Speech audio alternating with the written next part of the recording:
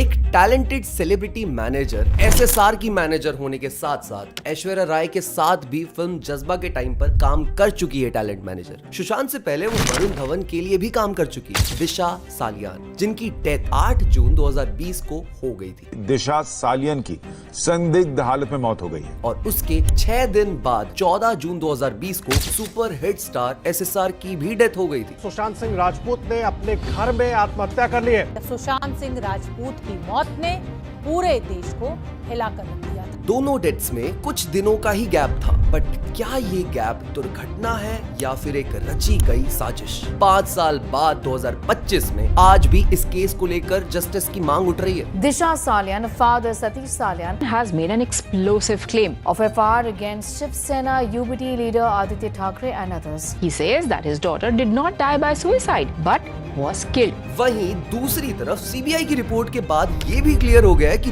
दोनों ने सुसाइड किया था, बट आखिर सच क्या है? सुशांत सिंह राजपूत मेरे हिसाब से डिड नॉट कमिट कौन है जो चुप है? elaborately covered up double murder in Mumbai. कौन है जो सबको चुप करवा रहा है? A lot of people have tried to defame me for the last 5 years. If it's in court, we will speak in court. और क्यों इन दोनों की कहानी अधूरी रह गई? तो मैं राजीव कुमार आज इस वीडियो में बात करूंगा the unfinished story of Disha and SSR और कैसे ये केस वापस कोर्ट में दोबारा पहुंच गया है। तो अगर तुम वाईबी फिल्मी पर नए हो ना, तो चैनल को तुम सब्सक्राइब जरूर कर सकते हो, क्योंकि हम तुम्हारे लिए ऐसी वीडियोस लाते रहते हैं।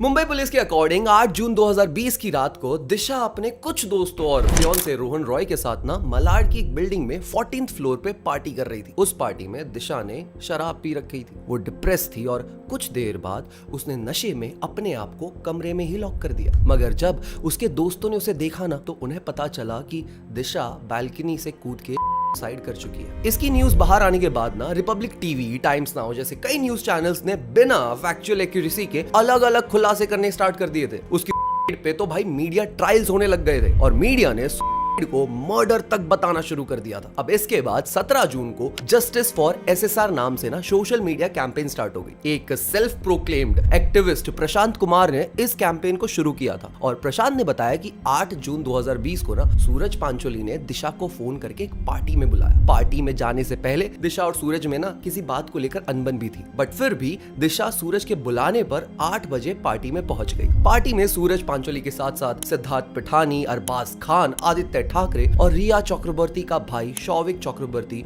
और सुशांत के दोस्त संदीप सिंह भी थे। अब इन्हीं सब लोगों ने दिशा का गैंग किया और उसे 14वें माले से फेंक भी दिया ताकि सच सामने ही ना आ सके। प्रशांत के अकॉर्डिंग ना दिशा को थोड़ा टाइम मिला था, तो उसने उस टाइम में ना सुशांत को फोन करके अपनी हालत तक बताई, पर दिशा बच नहीं पाई। प्रशांत ने यह भी बताया कि उसके बाद संदीप सिंह ने सुशांत को फोन भी किया और उसने उसे बताया कि दिशा की डेथ हो गई है। अब इन सब ने सुशांत को धमकाना शुरू कर दिया। प्लस रिया चक्रवर्ती ने सुशांत को मुंह बंद रखने के लिए भी कहा, जहां एक तरफ रिया के शुगर डैडी महेश भट्ट ने उससे कहा कि सुशांत के मर्डर की प्लानिंग चल रही है और दूसरी तरफ संदीप अब डबल गेम खेलने लग गया था। ये स्टोरी आपको बहुत फिल्मी लग रही होगी, लेकिन जब न्यूज चैनल्स ने प्रशांत को अपने शो पे बुलाया ना, तो उसने एक फोन कॉल को एज अ सोर्स बताकर ये सारे के सारे दावे किए। तो क्या न्यूज चैनल्स ने इस सेंसेशनल स्टोरी की कोई जांच नहीं की थी? इनफैक्ट प्रशांत ने डिस्क्लेमर भी दिया था कि ये बात फैक्चुअल भी हो सकती है और फिक्शनल भी हो सकती है। उन्होंने ये भी बोला कि दुनिया की टॉप 3 एजेंसीज में से एक एजेंसी ने इस केस की इन्वेस्टिगेशन तक करी है। किसने? सीआईडी ने।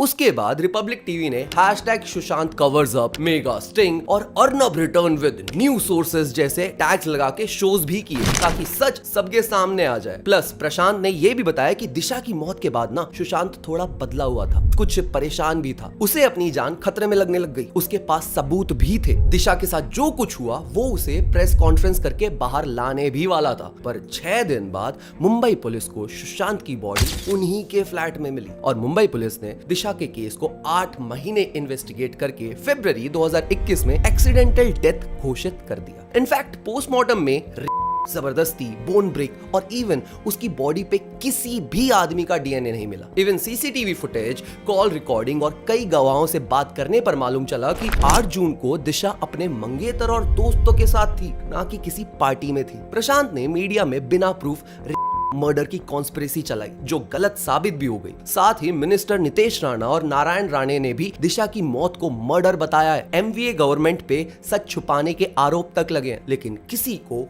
कोई भी सबूत नहीं मिला। और एंड में दिशा के माँ बाप और फियांसे रोहन रॉय ने कहा कि यार मीडिया ने दिशा के ऊपर फेक रूमर्स चला कर ना हमारी जिंदगी बर्बाद कर दी। इनफैक्ट रोहन रॉय के करियर को इतना नुकसान हुआ कि वो परिवार से ही अलग हो गए, क्योंकि जिस जगह दिशा, रोहन और दोस्त पार्टी कर रहे थे ना, उस जगह रोहन और दिशा शादी के बाद रहने वाले थे।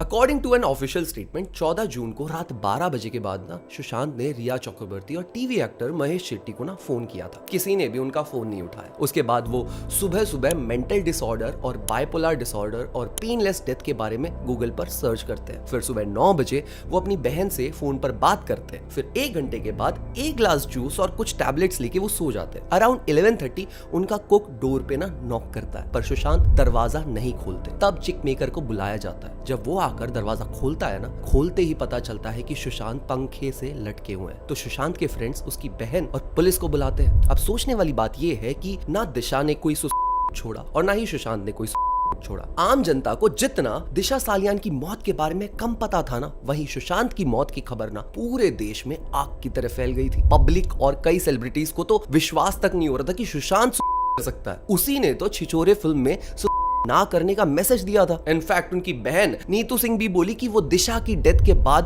परेशान था। According to the official statement, Disha की डेथ के बाद सुशांत ने ना 3 चीजों के बारे में इंटरनेट पे सर्च किया था। पहला, दिशा सालियान के बारे में। दूसरा, न्यूज रिपोर्ट्स जो दिशा के साथ उनका नाम जोड़ रही थी। और तीसरा, मेंटल इलनेस के बारे में सर्च किया था। डेथ के बाद उनके गले में हरे कलर का कुर्ता फंदे के रूप में था। ज्यादातर लोग ये भी मानते हैं कि कपड़े से ना फांसी नहीं लग सकती। इनफैक्ट किसी ने कहा कि पंखे और बेड के बीच में जो डिस्टेंस है ना, वो उसकी हाइट से ही मैच नहीं हो रहा है। उसके गले पर और शरीर पर निशान भी थे, लेकिन पोस्टमार्टम रिपोर्ट ने यह बताया कि मौत फंदे के दम घुटने के कारण ही हुई है। लेकिन एक बात जिसको हल्के में लिया गया, कूपर हॉस्पिटल में काम करने वाले रूप कुमार शाह ने सुशांत के शरीर पे फ्रैक्चर के निशान देखे थे। उसकी गर्दन पर भी ना प्रेशर की वजह से कुछ निशान थे। रूप कुमार ने कहा कि मैं ये बात 28 साल के एक्सपीरियंस के बेस पर कह रहा हूं, ये ना नहीं है, गला घोटने के कारण मौत हुई है। इनफैक्ट जब उन्होंने सुशांत की बॉडी को पोस्टमार्टम के लिए जांचा था ना, तभी रूप कुमार ने सुशांत को पहचान लिया और ये बात डायरेक्ट अपने सीनियर को जाकर बताई, लेकिन सीनियर्स ने इस बात को ना अनदेखा ही कर दिया। इसके बाद मुंबई पुलिस केस को ना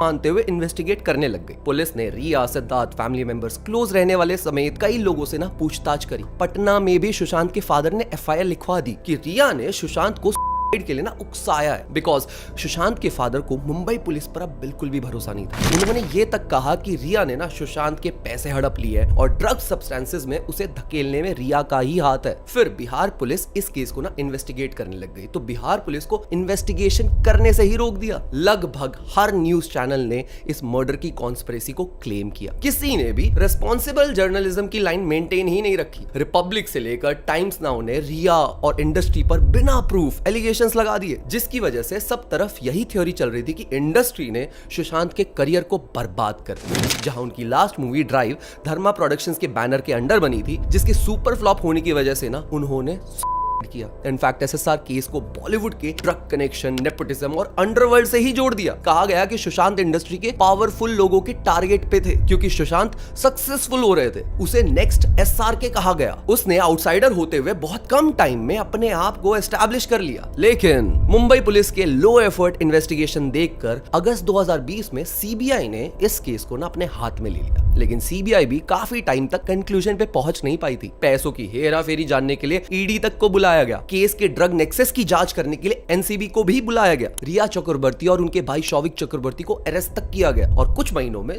दोनों को बेल भी मिल गई। अक्टूबर में एम्स ने ना फॉरेंसिक रिपोर्ट दी। उसमें बताया गया कि सुशांत ने ना ही किया है, मर्डर के सबूत ही नहीं मिले उन्हें। ये देख के पब्लिक ने एम्स की फॉरेंसिक रिपोर्ट पे भी सवाल उठाने शुरू कर दिए और केस मीडिया से लेकर सोशल मीडिया तक हर जगह डिस्कस होने लग गया। इनफैक्ट सुशांत को चाहने वाले लोगों ने ना इसे मानने से ही मना कर दिया था। उन्होंने #Justice for SSR से लेकर CBI for SSR जैसे कई ट्रेंड्स को महीनों तक चलाया एंड 2022 से लेकर 2023 में कुछ पिटीशन मुंबई हाई कोर्ट में और सुप्रीम कोर्ट में फाइल हुई। तब आदित्य ठाकरे को अरेस्ट करने और केस को शुरू से इन्वेस्टिगेट करने की मांग उठी, जिसका फैसला काफी टाइम तक आया नहीं और अब 5 साल बाद भी सीबीआई की इन्वेस्टिगेशन दिशा SSR केस पर चल ही रही है।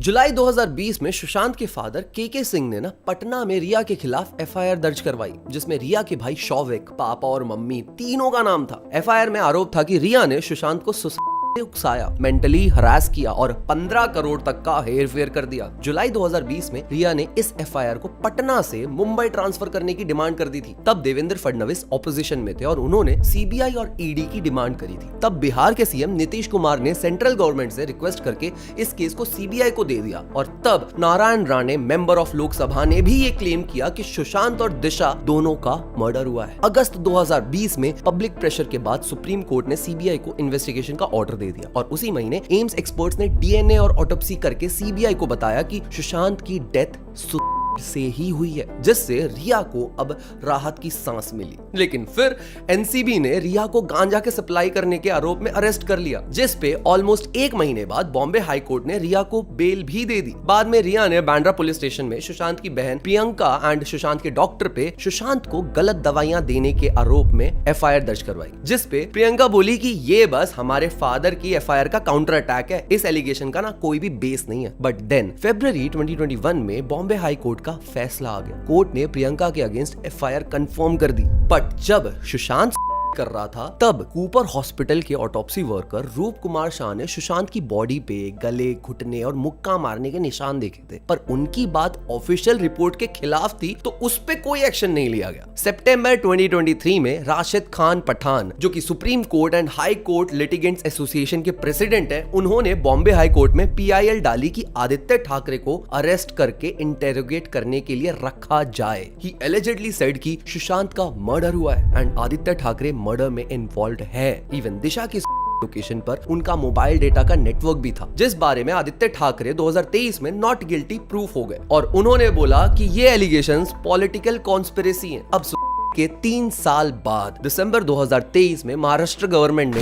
दिशा सालियान के केस के लिए सिस्टम इन्वेस्टिगेशन टीम SIT बनाई, जिसने एविडेंस कलेक्ट करने में बहुत टाइम लगा दिया। जैन 2024 तक भी फैसला ना आने पर दिशा के फादर सतीश सालियान ने आदित्य ठाकरे और उसके साथ पार्टी में शामिल होने वाले लोगों पे गैंग का आरोप लगा दिया, जबकि इससे पहले सतीश सालियान को इन्वेस्टिगेशन पर पूरा भरोसा था और वो इन्वेस्टिगेशन से सेटिस्फाइड भी थे। बट 4 साल बाद उन्होंने ऐसा क्यों किया? क्या वो पहले किसी दबाव में थे या फिर पब्लिक सपोर्ट देखकर उन्हें भी ऐसा लगा कि सच शायद कुछ और हो सकता है? आइए नेक्स्ट चैप्टर में देखते हैं।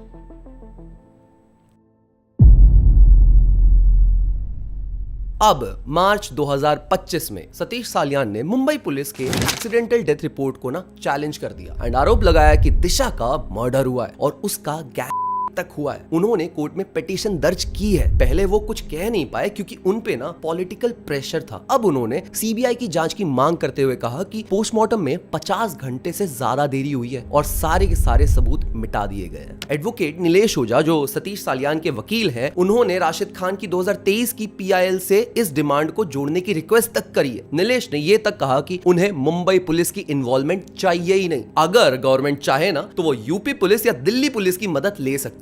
जिसके जस्ट बाद इस केस की क्लोजर रिपोर्ट सामने आ गई, जिसमें रिया चक्रवर्ती और उसकी फैमिली मेंबर्स को क्लीन चिट मिल चुकी है, क्योंकि रिया और उसके परिवार पे सुशांत के परिवार ने आरोप लगाया था कि उन्होंने उनके बेटे को उकसाया है। लेकिन CBI ने अपनी जांच में कंफर्म किया कि एक्टर खुद अपनी मौत का जिम्मेदार है। एक सीनियर CBI ऑफिसर ने बिना अपना नाम रिवील किए हुए ये कहा कि हमने इन्वेस्टिगेशन में अलग अलग जगह से फॉरेंसिक एविडेंस मंगवाए हैं। लाइक 2021 में कैलिफोर्निया के गूगल एंड फेसबुक से रिक्वेस्ट की कि सुशांत की डिलीटेड चैट्स और ऑनलाइन पोस्ट की डिटेल उन्हें दी जाए ताकि हम उनकी डेथ के बैकग्राउंड को समझ सके, लेकिन उनके जवाब में कुछ भी सस्पिशियस नहीं मिला। CBI ने एम्स दिल्ली के टॉप डॉक्टर्स की मेडिकल बोर्ड भी अपॉइंट की की, जिसने सितंबर 2020 में पोस्टमार्टम और विसेरा रिपोर्ट्स स्टडी करी थी और पता चला कि सुशांत की डेथ हैंगिंग से हुई है। उनके शरीर पर चोट का निशान ही नहीं मिला। सीबीआई ने सुशांत के दोस्तों, उनके स्टाफ मेंबर्स, डॉक्टर्स, रिया, रिया की फैमिली और उनकी फिल्म फ्रेटर्निटी के कई खास लोगों से भी पूछताछ करी और ये भी बताया कि एजेंसी ने अलीगढ़, फरीदाबाद, हैदराबाद, मुंबई, मानेसर, पटना जैसे शहरों में विजिट करके काफी सबूत इकट्ठा किए और स्टेटमेंट्स तक रिकॉर्ड करी। तो फिलहाल सीबीआई की क्लोजर रिपोर्ट के मुताबिक केस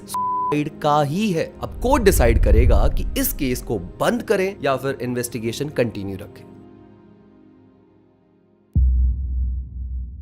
सुशांत सिंह और दिशा सालियान की डेथ 2020 में हुई। आज 5 साल बाद सीबीआई इस फैसले पर पहुंची है कि ये एक साधारण मामला था।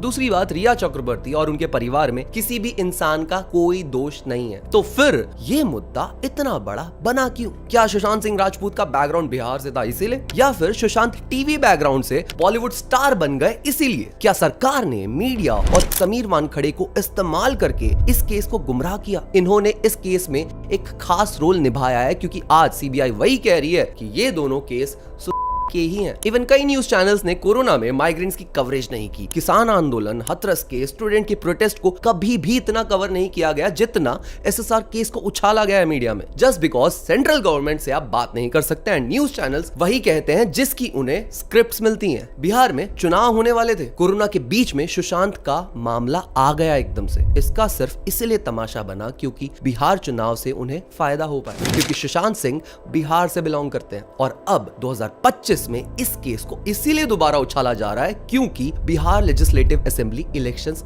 होने वाले हैं। समीर वानखड़े ने रिया और आर्यन खान को फंसाने की कोशिश की थी, लेकिन ना तो रिया के एलिगेशंस प्रूफ हुए और आर्यन भी छूट ही गया है क्योंकि शायद वो शाहरुख खान का बेटा है या फिर इन पे फेक एलिगेशंस लगाए गए थे। क्योंकि अगर आर्यन खान एक आम इंसान मुसलमान होता ना तो शायद आज जेल में होता। तो एक बात पक्की है, जब तक महाराष्ट्र में उद्धव ठाकरे की सरकार थी तब तक स्टेट का कंट्रोल बीजेपी के पास नहीं था। अब सीबीआई का ये क्लियर करना कि रिया की कोई गलती नहीं है, ये ना सोचने लायक है थोड़ा कि बिना किसी सबूतों के इतने सालों तक इन्हें कटघरे में क्यों रखा गया। अगर सारे सो कॉल्ड एक्टिविस्ट के पास सबूत थे तो उन सबूतों को नई सरकार के आने के बाद ही रिपब्लिक टीवी पर क्यों उछाला गया? क्या आप इसे हेल्दी जर्नलिज्म कहोगे, जो बिना सोचे समझे आरोप लगाता है, फिर पलट जाता है और फिर से इल्जाम लगाने लग जाता है? आज का मीडिया एक आम आदमी की तकलीफों पर बात नहीं करता, वो उसी पे बात करता है जिससे चैनल्स को टीआरपी मिले। लेकिन इन सभी बातों के बाद सतीश सालियान के वकील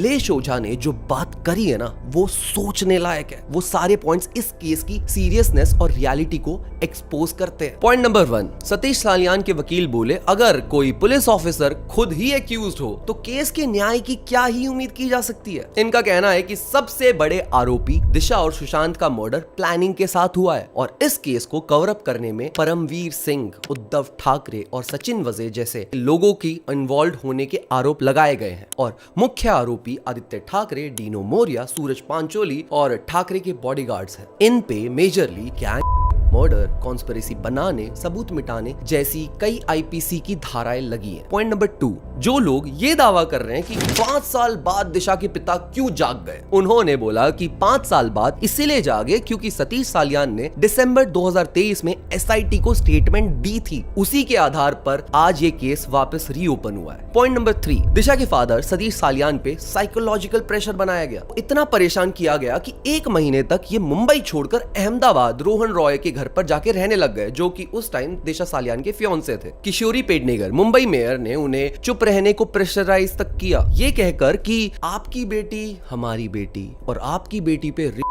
लग रहे हैं, जो कि उसकी इमेज को बर्बाद भी कर रहा है, तो आप थोड़ा चुप ही रहिए। पॉइंट नंबर 4, इस केस से जुड़े 10 से ज्यादा गवाहों की मौत या सीधा गायब हो जाने की बातें बताई जा रही हैं। पॉइंट नंबर 5, रिया चक्रवर्ती और उनके भाई शौविक चक्रवर्ती को ड्रग केस में 27 दिन की जेल हुई थी और उन्हें सुशांत केस से जोड़ के झूठा नैरेटिव तक चलाया गया, जबकि एनसीबी ने रिया और आदित्य ठाकरे के बीच में व्हाट्सएप चैट्स रिकवर करी हैं, जिसमें इनके बीच ड्रग सप्लाई की बात भी हो रही थी। पॉइंट नंबर 6, ड्रग्स के इलीगल बिजनेस में आदित्य ठाकरे का नाम लिया गया है। उन्होंने ये भी बताया कि एनसीबी के रिकॉर्ड में ठाकरे का ड्रग्स लेना और बिजनेस करना ऑन रिकॉर्ड है। पॉइंट नंबर 7, दिशा इनके ड्रग सिंडिकेट को जान गई थी, इसीलिए उसका मर्डर और हुआ, जहां Aaditya Thackeray, Dino Morea, Suraj Pancholi, bodyguards, even police officers तक मौजूद थे। स्टीव पिंटो के 7 जून के ट्वीट्स में एकता कपूर की पार्टी के बारे में बात की गई और उस पार्टी में परमवीर सिंह, आदित्य, दिशा, सुशांत सब लोग थे। उसी पार्टी में कुछ एनजीओ के बच्चे बुलाकर उनके साथ गलत काम करने का आरोप भी लगाया इन पे। पॉइंट नंबर 8, अल जजीरा के साथ ठाकरे ग्रुप की सीक्रेट मीटिंग हुई है जिसमें भारत में अशांति फैलाने की डील हुई है। पॉइंट नंबर 9, मुंबई पुलिस पे इन गंभीर एलिगेशंस की जांच ना करने का आरोप लगाया गया है। पॉइंट नंबर 10, किशोर तिवारी जो उद्धव ठाकरे की पार्टी से बिलोंग करते हैं, उन्होंने खुद बताया कि दिशा की डेथ के दिन आदित्य ठाकरे वहीं थे, लेकिन पुलिस और सरकार ने उन्हें बचा लिया। और एंड पॉइंट है पॉइंट नंबर 11, आदित्य ठाकरे ने एबीपी माजा न्यूज चैनल को कहा कि दिशा की डेथ के दिन वो अपने नाना की तबीयत खराब होने की वजह से ना हॉस्पिटल में थे, लेकिन उनके नाना की तबीयत अब खराब नहीं थी। पोस्टमार्टम में यह भी बताया गया कि दिशा की डेथ हुई है, तो दिशा 14वीं मंजिल से डायरेक्ट नीचे गिरती है। कुल मिला के दिशा सीधे नीचे ना गिर के बिल्डिंग से थोड़ी फीट दूर जाकर गिरती हैं। कैसे? अगर ऑटोप्सी 24 घंटे में करने की ऑफिशियल डिमांड थी तो ऑटोप्सी 50 घंटे से ज्यादा टाइम लेने के बाद क्यों हुई? पोस्टमार्टम डिपार्टमेंट के रूप कुमार शाह ने सुशांत की बॉडी देखते ही बता दिया कि ये नहीं है। शरीर पर उन्हें लात, घूसे, मुक्के मारने की निशान तक दिखे और उन्हें अगर गला घुटने का निशान तक दिखा तो पोस्टमार्टम रिपोर्ट हाइड करने का क्यों बनाया गया? बिहार पुलिस ऑफिसर्स को क्वारंटाइन क्यों कर दिया था जब वो इन्वेस्टिगेट करने आए थे? इनफैक्ट ये भी डिसाइड हुआ कि सीन रिकंस्ट्रक्ट करेंगे, तो फिर सीन रिकंस्ट्रक्ट आज तक क्यों नहीं हुआ? दिशा और एसएसआर केस में सतीश सालियान के एडवोकेट को सिर्फ यही प्रूफ करना है कि आदित्य ठाकरे दिशा की लोकेशन पर थे उस दिन। का जो फाइनल फैसला दिया है वो सही है या गलत, ये भी सोचने वाली बात है। एलिजेडली ये बताया जा रहा है कि 2 बातों को मुंबई का सिस्टम और सरकार डिफेंड कर रही है, इसीलिए उनकी साइड इस केस को आगे ही नहीं ले जाने दे रही, जबकि मोबाइल टावर लोकेशंस हैं, कई सारे गवाह हैं। पोस्टमार्टम रिपोर्ट में ये तक बताया गया कि दिशा की बॉडी से खून निकला, लेकिन खुद सतीश सालियान कह रहे हैं कि बॉडी पे खून या चोट का एक भी निशान नहीं था। उन पे मुंबई की मेयर किशोरी पेडनेकर का चुप रहने का प्रेशर था। नीलेश ओझा ने यह भी बताया कि दिशा केस को क्लीन चिट देने का स्टेटमेंट मिसलीडिंग है, अभी केस खत्म नहीं हुआ है। और तो और नीलेश ओझा ये भी कह रहे हैं कि अगर इस केस को महाराष्ट्र से बाहर ले जाया गया तो जस्टिस पॉसिबल हो पाएगा, क्योंकि मुंबई में ये सारे आरोप और वकील की बातें दिशा सालियान और सुशांत के केस में एक बड़े षड्यंत्र का इशारा करती हैं, जिसमें मर्डर और केस कवर अप के साथ साथ पुलिस और सरकार की मिलीभगत होने का आरोप है। पर सीबीआई ने अपनी रिपोर्ट में इसे सुसाइड घोषित कर दिया है। अब देखते हैं कोर्ट किस फैसले पर पहुंचता है।